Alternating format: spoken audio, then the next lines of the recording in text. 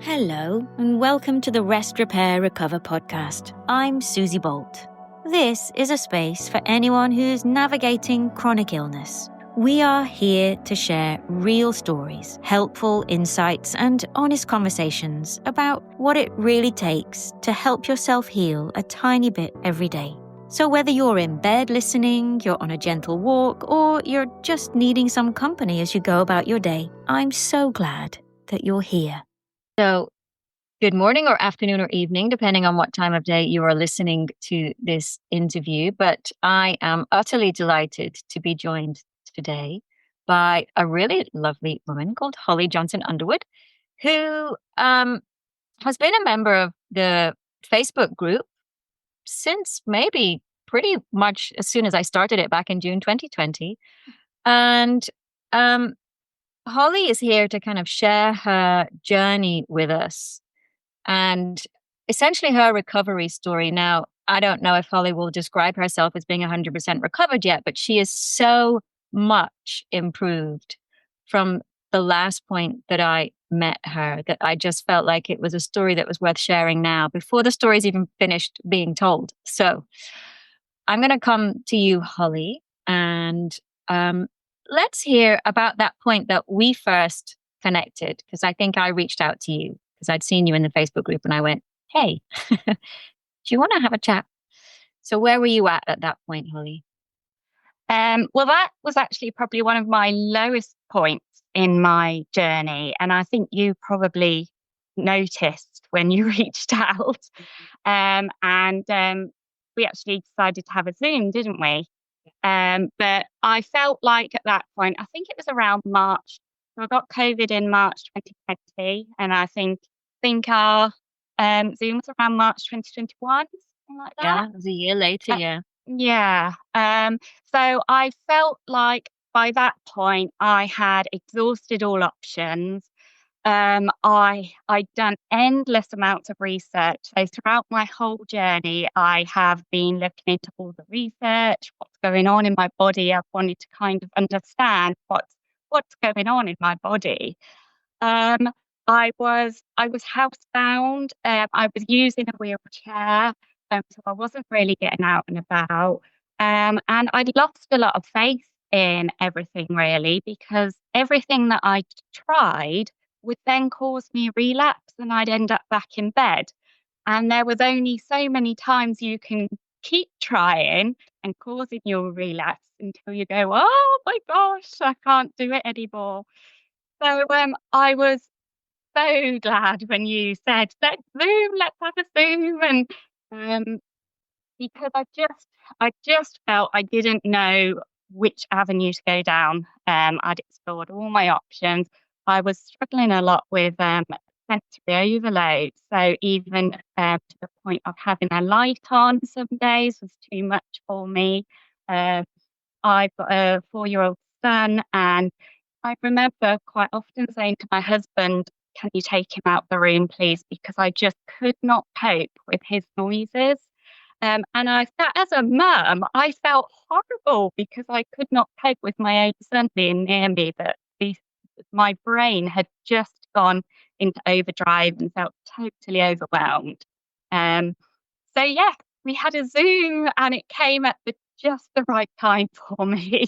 Well, I can remember in that conversation, Holly, if it's okay, for us to sort of share that with others, that, the thing that struck me when we talked was you'd become, obviously, and listening to your story of how ill you've become, you were sort of stuck mentally in the room when the paramedics came back in March 2020, or whichever point they actually turned up for you, and that they told you how ill you were. And I remember you saying that it was those words that were just literally going around and around in your mind. And because, help really wasn't available to us at that point, you were left with those words in your head after you'd been discharged. Because tell me what happened when they came. Did they take you in? I don't remember the details now. They did, didn't they? Yeah. So they turned up and had a listen to my breathing. you could see the panic in their faces when they heard my breathing. So they quickly whacked a nebulizer on me, and my blood pressure got dangerously low as well. So they put an IV drip in me and administered some medication. Um, but yeah, so they basically said they needed to take me to hospital. Bearing in mind this was kind of right at the start of the pandemic, so we still didn't know enough about COVID. So they actually thought, because of the way my body was reacting and shutting down, they thought it might be possible sepsis. Right. Um, so they basically said to my husband, it could be possible sepsis. We don't know if we're too late. Um, so it was very traumatic for me, but also my husband as well, to hear that. So they wanted to get me to hospital as soon as possible. So I was blue lighted off to hospital. Um, What did they and find when you were there? When I was there, by that point, my blood pressure had gone back to the norm. My vitals were all normal. So by the point I got to the hospital, things had calmed. They did keep me in overnight to monitor everything, and they still wanted to ensure my breathing was kind of back to where they were happy. And then they kind of sent me off back home with stronger inhaler, antibiotics, and steroids. Um, So essentially, a fairly standard set of, well, here's a couple of things we're just going to throw at you. There's nothing significant that we can find. You've not got clots in your lungs. You're one of those many, many, many that we don't really know what to do with you because we can't find anything.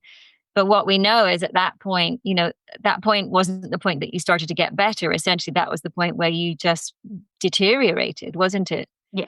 And as you say, by March 2021, you'd been in a wheelchair, you were stuck. And actually we sort of discovered in conversation, it was the trauma of that experience that Hmm. had set your autonomic nervous system into a massive sort of shutdown response. That fight, flight, freeze was really in your system, and there was nothing that you could do. So any sort of movement, as you were saying, any noises, anything was making your body go, I can't cope, I can't cope, I can't cope.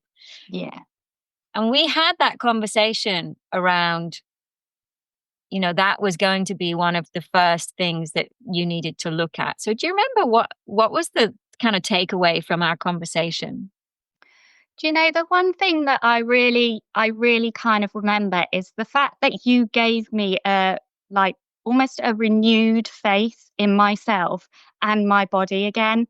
I felt like I'd just lost total confidence in my body. And you kind of reminded me that actually I am in control still. I can still control my body. And I'm not on my own. And it was so nice. It was so welcomed. I do remember we had a little chat about the autonomic nervous system, because at that point, I was thinking it was something to do with my nervous system. However, obviously, wasn't enough research out and everything, so it was just kind of, oh, is it this sort of thing? So it was nice to be able to have that chat with you and discuss the fight and flight path that I felt like I was really kind of stuck in. And I do remember we also discussed acupuncture as well. Yeah. And you kind of gave me that push to kind of go towards using acupuncture. Um, it was We were trying to help you not give up, weren't we? I mean, yeah. I remember that was the whole essence of the conversation. It's like, you know what? There are things that you can do. Don't surrender to this because it will take Mm, you under. And it had already, So for me, I just wanted to leave you with that sense of hope that there was something else that you could try. And my own experience with acupuncture had been quite positive. And so, yes, off you went, and you had a couple of sessions, didn't you? I did. Yeah, I am still doing acupuncture now. Right. Yeah, so I do think that's been a huge help. But you're right. It was just kind of that sense of, come on, pick yourself up. Let's start again. There is hope. And I really needed that at that point, because I couldn't be a mum to my son. I could be a wife. I couldn't be Holly. And I just felt like I totally lost all sense of purpose. And I did feel like this long COVID battle was winning. And so yes, the kind of the chat with you from you just made me feel like, actually, this is my body. I am still in control. And it was just, yeah, it was wonderful. It really gave me that boost I needed. Oh, it's so lovely to hear you say that because, obviously every now and again I check in with people and, yours was a story that I just thought, my goodness, if there's anything that we can do to help this woman, because she has this little kid and she has a life, she's young, let's not let her give up hope. And I think, I would love for anyone that was listening to this who was having a really, really dark and difficult time with it, our brains need hope. And sometimes we don't know how to find it, but I would say just seek it wherever you can. Because actually, I think it's a fundamental chemical to kind of add into the immune system. We need that sense of hope.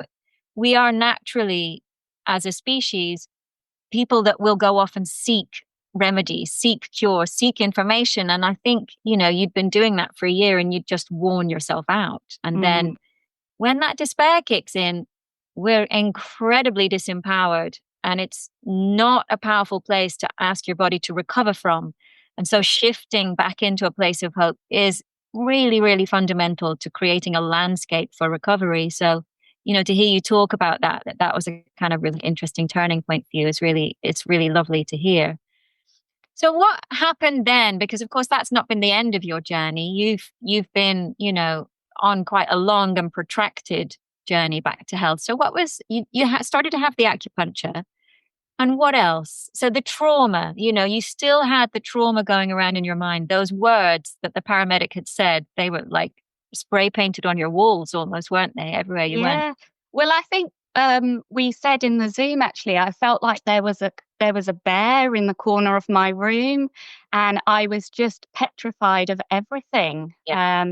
So yeah, it really had kind of caused me quite a lot of trauma. So I did go through having CBT with a counsellor, and that was actually brilliant. I still speak to her now once a month just to stay on top of things. But she was absolutely brilliant. She taught me through it all, even to the point of kind of when I started getting out and about, I started seeing ambulances around every time they go past. I'd start to feel panicked and stressed because it brought me back to that night that I got rushed in. So we've worked on that. So now I see an ambulance and I'm fine. It doesn't take me back to that day. Um, and she's just been amazing. She's really worked through a lot of the trauma that I had kind of inside me. I remember a while back I was watching a film with my husband, and part of the film, the woman was rushed into hospital, and she got pushed through the A&E department doors. And I just turned to my husband. I said, I can't watch it anymore, because it just brought me back to that time I was rushed through there with possible sepsis, and it was just horrific. So we've worked quite hard on the CBT, and it really massively helped. For I'm such an advocate for, I just for working on your mental health around all of this, because we just don't have physical health while mental health isn't in the right space. It's a bit like we were just saying about creating that environment for the body to do what it needs to do. The mind and the body are not two separate things. And so if this bit is really caught up in something that's holding it stuck, which you really were being held stuck by this really, really upsetting experience that you'd had, your body just could not, your body could not move forwards. yeah. That's really what I felt when we spoke. So that was the piece that was, first of all, acupuncture. And then we very much said, you need to work on this now. Mm. And it was Mhm. so great to kind of watch you going along that journey and going, right, I've had some acupuncture. Now I'm going to go and do some CBT.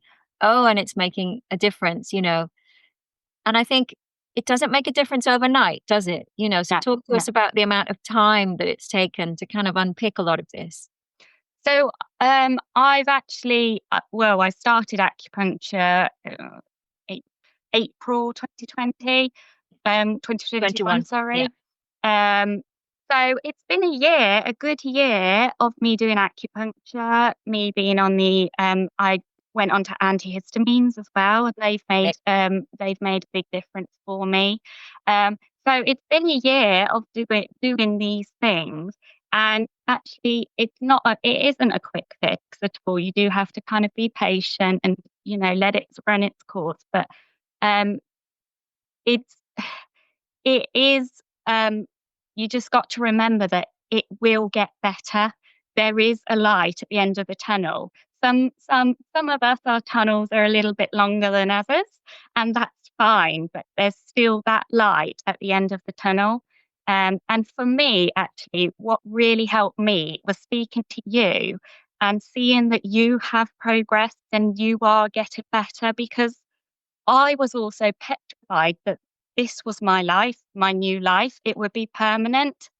And that was a really big sort of worry for me because of having our young son. I was thinking, how am I going to care for him and all of this? So seeing you and the fact that you're progressing so well gave me hope in the fact that actually there is that light at the end of the tunnel, and I will get there. Oh, it's so nice to hear you say that, because I think, one of the things that we really do need to tap into is, especially when we're in that place of feeling stuck and lost, is a sense of hope. And, I think one of the things that the Facebook group that, I set up is all about is hopefully creating a space where people can be inspired by other people. Mm, I know quite a lot of people who have recovered who do stick around and offer their stories to people because they themselves have really been changed by other people's stories of recovery, because we do need hope. mm, Um, Again, it's just a part of creating the right landscape mentally and physically for our own bodies to kind of come down and to settle and to readjust and to become, you know, a body that we can inhabit again. And so, it's so great to hear you say that just by talking to me and seeing that I'd recovered to a point where I was then working, a bit at that point. It's really inspiring, and I hope there's other people that listen to this and think, oh, okay, so maybe I'm going to start searching out stories of recovery more. And, I think one of the things that can happen is people can watch a story of recovery, or they can listen or read about someone else's and go, oh, well, they weren't as ill as me. mm, So therefore this story isn't valid as a piece of mhm, information or evidence. And what I want to say, and the reason why I've reached out to Holly was really ill, like worryingly ill, from someone that didn't even know Holly. I'd been watching Holly's comments in the Facebook group. And this was obviously when the group was smaller and I could kind of keep a track of a lot of what was going on, not everything, but a lot. And certain people began to worry me that they would slip through a net and, something pretty terrible would happen. And so, um, yeah, I think I'm telling you that because I want you to know that Holly was one of the really, really, really poorly people that, was causing huge concern. There's a lot of people that are really affected by this, but that manage to have bits and pieces of their day or bits and pieces of their week, perhaps, where they are able to perhaps go out, maybe to walk the dog once, but Holly was absolutely in a dark room and, wheelchair bound, and the nervous system had been so damaged. Everything was impossible to tolerate, wasn't it? it was. I do remember actually, a good friend of mine. I've had so many lows in this journey, but I there is one quote that my friend said to me that really stuck with me every time I had a low. Is she would say, "Don't sink. Keep your head above that water and just keep on swimming." And it really stuck with me. And every time I kind of felt my mental health going down, would always say that quote to myself: come on, let's keep swimming, let's keep going, keep our head just above that water. It is so true, because it's just the long COVID journey. Everyone's journey is so different, but it's just so varied, and the mental health aspect of it is just, it's a really, really tough journey for everyone. And you've got to have that sense of positivity to keep yourself going. And also, it's lovely to be able to have someone there that can help you when you're struggling, like I was, that can kind of say, look, come on, let's get you going again, just like you did for me. Because I really was in a really low place when I spoke to you. So My goodness, you were. So just tell us a little bit about how you are now. So, obviously it's almost a year since we had that initial conversation, and we've tracked each other a little bit over the months since, but like, how is it different now to how it was just a year ago? wow. So now I'm up, I'm dressed. Um, Great. I'm actually sitting on a chair. Yes. So I had to be propped up in the bed. I couldn't even sit on a chair. I didn't have the strength in my body to sit on a chair. So yeah, I'm doing that. I'm doing the school run with my son Oh, now, wow. Wow. driving. I've done so many things recently. And what I have actually done is I've bought myself a book, and every progress that I do, I'm writing it down, so then I can go back to it later on and just realize kind of how lucky I am to drive a car, how lucky I am to kind of sit at a table and eat a meal with my family now. Um, and it's really lovely to kind of read through all the progress that I've made. I mean, a couple of months ago, I could socialize for 30 minutes, and then that would be it. I'd be totally overwhelmed. Now I can do half a day, and I'm okay. So it's just so lovely. I would recommend having a little book and write in your progress, because sometimes they're so small, Yeah. but they're huge to you when you look back. Um, Well, also, if we're not tracking, we forget, and I don't know about you, but we forget how bad it was. The brain doesn't like to hang on to the details of those dark moments too much once you've moved out of them. And so you look back and you go, well, I can't really remember. People say to me, well, do you remember? Or so my husband would say, oh, do you remember when you were so ill that you didn't, you couldn't walk to the bathroom for 2 weeks? And I went, no. yeah, Well, how did I get there? Well, I carried you, he said. Oh, did you? And, it's gone, because the brain goes, you don't need that. Let's get rid of that. yeah, And so actually being able to track, today I could hold a cup and drink from it myself. You know, otherwise you'd forget that there was ever a point where you couldn't do that. yeah. It's It's funny you say that, actually, because last week my husband turned to me, and we were saying how far I've come, and he actually said, "Do you remember when I had to carry you to the toilet? You were that poorly." So we had a very similar conversation. And he also said, "Do you remember when you couldn't tolerate Luca in the room with you as well?" So yeah, we were looking back, but I don't. I have seem to have blocked that out. I'm like you. It's gone. That right, I wasn't that ill, surely. right. It doesn't serve us to hold on to it, No. and I think it's a very useful thing that the brain goes, thanks very much. We don't need to revisit that one too much. But in some ways, what you've done with your kind of your progress chart is essentially keep a track of the tiny wins, because they all add up to a massively important set of steps that you took on your journey. Mm. Let me just ask you, for those people that are listening to this, what like pieces of advice would you be able to offer from the perspective now of someone that can sit in her own chair and take herself to the toilet? I know. Um, what I would say is just believe in yourself and believe in your body. Don't lose that faith. You, at the end of the day, you are still in control. It's your body. Don't let your body make you think anything different. So you are still in control. Everyone's journey is very different, So find what works for you and what works for your body. So I always say it's the missing piece. So the last 3 or 4 months, my progress has just been incredible.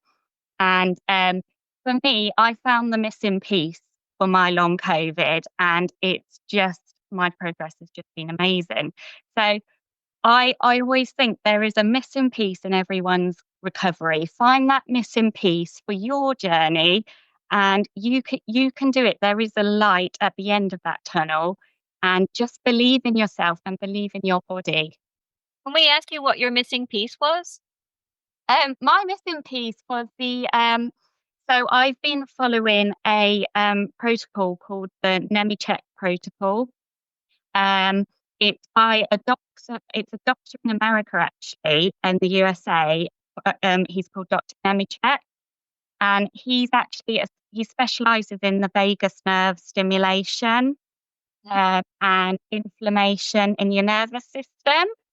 So I've been loosely following his protocol. He actually has a protocol. I've been loosely following his protocol, and it is basically a very strict anti-inflammatory diet. Yeah. Um, and I have been really strict. I've pretty much followed a keto diet. Yeah. But I've added carbohydrates in. Um, I have a high dose of fish oil to help with the anti-inflammatory. And then the other thing is vagus nerve stimulation. So I've been really kind of following that. So for my journey, I have very much been focusing on the inflammation in my nervous system, getting rid of that inflammation and then calming it all down. Absolutely. And, listening to you talking about that, you're doing it from all of the methods, that are available, as in, the therapy to work on the trauma, which is going to reduce inflammation in the body. You've been doing acupuncture, which has been working to reduce. You've been doing the diet, you've been doing vagus nerve exercises to reduce. So, you've gone at it all kind of, aspects covered. And I'm so, so impressed to hear you talking about your journey in this way with such positivity now. Let me just finish on one question then with you, Holly, is how has this changed you? And this is an interesting question because not everyone wants to think that they've been changed, but we are all changed by this kind of journey. What has it taught you that you think you'll take with you forever?